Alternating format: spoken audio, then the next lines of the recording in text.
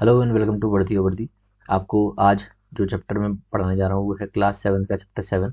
और इसमें बात हम करने वाले हैं human environment, settlement, transport and communication के बारे में। आपको पता है कि हर बार क्वेश्चंस लगातार यहाँ से आ रहे हैं, और अगर आप ध्यान दे रहे होंगे तो एटलीस्ट 2-3 क्वेश्चंस तो ऐसे हैं जो क्लास 11th की ज्योग्राफी से भी आपके एग्जाम में आते हैं। तो आप वो तभी याद कर सकते हैं जब आप यहाँ क्लियर कर लें अपने कॉन्सेप्ट्स की।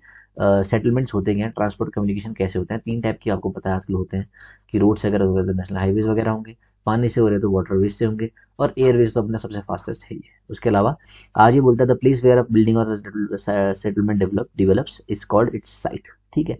4 तरह की मेन कंडीशंस में है। पहला ये है कि अच्छा क्लाइमेट होना चाहिए, दूसरा ये है कि पानी होगा आपको आने की, ये वहाँ अवेलेबिलिटी होनी चाहिए, तीसरा कि लैंड भूमि अच्छी होनी चाहिए, चौथा ये उपजाऊ मिट्टी वहाँ होनी चाहिए।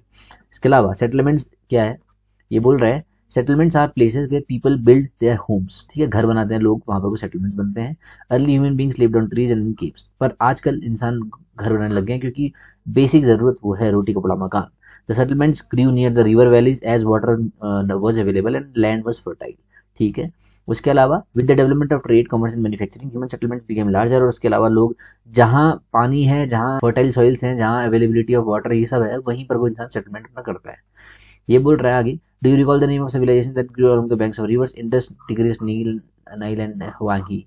ये आपको बिल्कुल याद नहीं होंगे, मेरे को पता है, मेरे को खुद याद नहीं है, पर आपको ये इतना पता होना चाहिए कि इनकी ट्रिब्यूटरीज कौन कौन सी हैं। एटलीस्ट इंडिया में जो है इंडस, ब्रह्मपुत्र, गंगा, इन सबकी ट्रिब्यूटरीज पता होनी चाहिए, क्योंकि ट्रिब्यूटरीज या डिस्ट्रीब्यूटरीज एग्जाम में हमेशा क्वेश्चन आते हैं। सेटलमेंट्स कैन बी परमानेंट या टेम्पररी। ठीक है, 2 टाइप के सेटलमेंट होते हैं। टेम्पररी वो है जो शॉर्ट टाइम के लिए होते हैं। ठीक है, जैसे कि people living in deep forest, hot and cold desert and mountain often dwell in such temporary settlements for short time. They practise hunting, gathering, shifting, cultivation, transhumance. उसके अलावा परमानेंट में वो लोग हैं जो हमेशा घर बना लेते हैं, जैसे हम आजकल घर में रहते हैं, कहीं बदलते नहीं है, इसको परमानेंट सेटलमेंट हमारे हैं। लेकिन बहुत लोग ऐसे हैं जो बुग्याल से हैं, जैसे उत्तराखंड में, वो क्या करते हैं, अपनी भेड़ बकरी लेके गर्मियों में ऊपर चले जाते हैं, सर्दियों में दोबारा नीचे आ जाते हैं। ठीक है, तो ऐसे वो अपने आप को सूट करते हैं, जब वेदर उनका सूट करता है उस हिसाब से वो लोग मूवमेंट करते हैं। ट्रांसह्यूमेंस क्या होता है, आप में से एक ने क्वेश्चन मेरे को पूछा भी था, ये होता है it is the seasonal movement of people who rear animals move in search of new pastures according to changes in seasons. ठीक है, जैसे भेड़ बकरी लेके जा रहे हैं, अभी ये ट्रांसह्यूमेंस कर रहे हैं। ठीक है, सीजनल मूवमेंट है। उसके अलावा कॉम्पैक्ट सेटलमेंट है, स्कैटर्ड सेटलमेंट है। ये आपको दिल्ली वगैरह में, दिल्ली, मुंबई, बैंगलोर, इन सब में कॉम्पैक्ट सेटलमेंट आपको मिलता है। स्कैटर्ड सेटलमेंट अपने पहाड़ में बढ़िया, जहाँ शांति है, कोई भीड़ भाड़ नहीं है, गंदगी नहीं है, ये अपना स्कैटर्ड सेटलमेंट है। लेकिन दोनों जगह की अपनी अपनी अच्छी चीज़ें हैं, दोनों की अपनी अपनी कमियां हैं, अब वो हम कहीं और डिस्कस करेंगे। In rural areas people build houses to suit their environment. ठीक है। इसके अलावा आप ये देख रहे होंगे कि कैसे कैसे घर बन रहे हैं, यहाँ पर को शायद पानी आता हो, या फिर या वाइल्ड की दिक्कत है, या फिर शेरों से दिक्कत है, या कुछ जंगली जानवरों से दिक्कत है, इसलिए लोग ऐसे घर बना रहे हैं। बहुत आप देखते भी होंगे, बहुत जगह जंगल्स में ऐसे घर रहते हैं।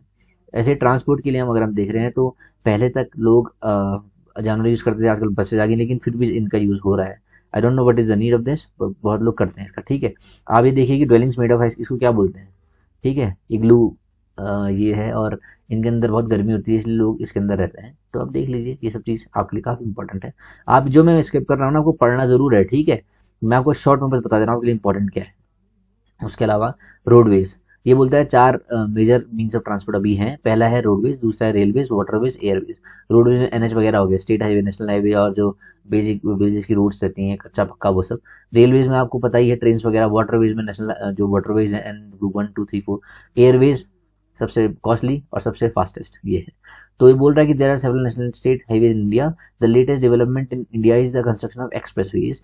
The golden quadrilateral connects Delhi, Mumbai, Chennai and Kolkata. ये चार गोल्डन क्वाड्रिलेटर हैं। आपको पता होना चाहिए बीच में कौन सा है, आपको सर्च करिए, कमेंट करिए नीचे, आपको कभी भूलेंगे भैया। उसके अलावा ये बोलता है रोडवेज 2 टाइप के हैं, मेटल्ड और अनमेटल्ड। ये मेटल्ड है जहाँ रोड है, ये अनमेटल्ड है, बिल्कुल जो मिट्टी का है।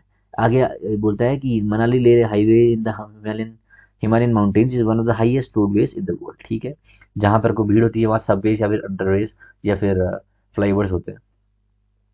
रेलवेज के बारे में बोल रहे हैं कि डीजल और इलेक्ट्रिक इंजन आने के बाद, कोल वाला जब बंद हुआ उसके बाद से जब ये आने लगा, तो बहुत फास्ट ट्रेन हैं आज।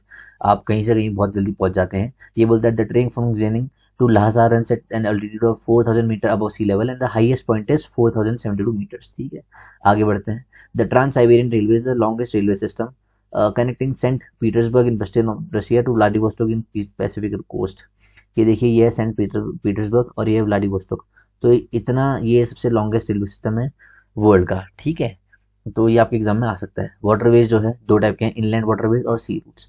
Navigable rivers and lakes are used in inland waterways, जैसे कि some of the important inland waterways are Ganga Brahmaputra river system, the Great Lakes in North America, the river Nile in Africa. ये सब है, ठीक है। ये आप पढ़ लीजिए कि इंपॉर्टेंट पोर्ट्स ऑफ वर्ल्ड कौन कौन से हैं।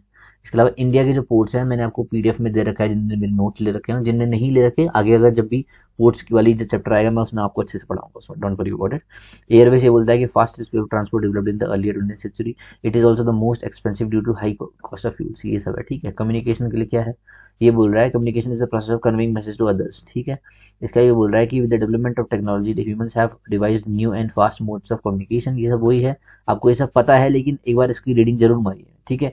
ज़्यादा लोग से हम कनेक्ट होते तो मास मीडिया बन गया, तो satellites have made communication even faster, ठीक है। इसके अलावा बहुत अलग तरीके से भी हम लोग आजकल कम्युनिकेशन करते हैं। आप ऑनलाइन देख लीजिए, ऑफलाइन, लेकिन अभी भी इंडियन पोस्टल सिस्टम जो है अभी भी है वो। तो आप देखिए, आपको कुछ अगर भेजना है तो आप वो उसी से भेज सकते हैं। कुरियर आजकल आ गया, डीटीडीसी आ गया, काफ़ी कुछ है।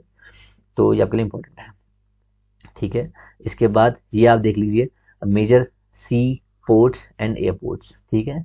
इंडिया का स्पेसिफिकली जब आएगा तो मैं आपको अच्छे से पढ़ाऊंगा। एक्सरसाइज आपको करनी है, which is not a means of communication, कौन से नहीं है इसमें से।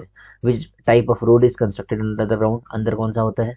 विच mode of transport is most suitable to reach an island, which vehicle does not pollute the environment. ये बेसिक क्वेश्चन हैं, क्लास 7th में जो बच्चा पढ़ रहा है उसके लिए क्वेश्चन है, आपको तो आने ही चाहिए, मिस नहीं करना है। यहाँ से क्वेश्चन बनते हैं, मैं आपको एग्जाम्पल बहुत दे चुका हूँ, आगे भी दूंगा। आई होप आपको ये पढ़ने में मजा आया होगा। और अगर आप हमसे जुड़ना चाहते हैं टेलीग्राम पे, तो टेलीग्राम पे फॉलो करिए, टेलीग्राम का नाम है भर्ती हो भर्ती। I hope you enjoy the session, I will see in the next one, all the very best.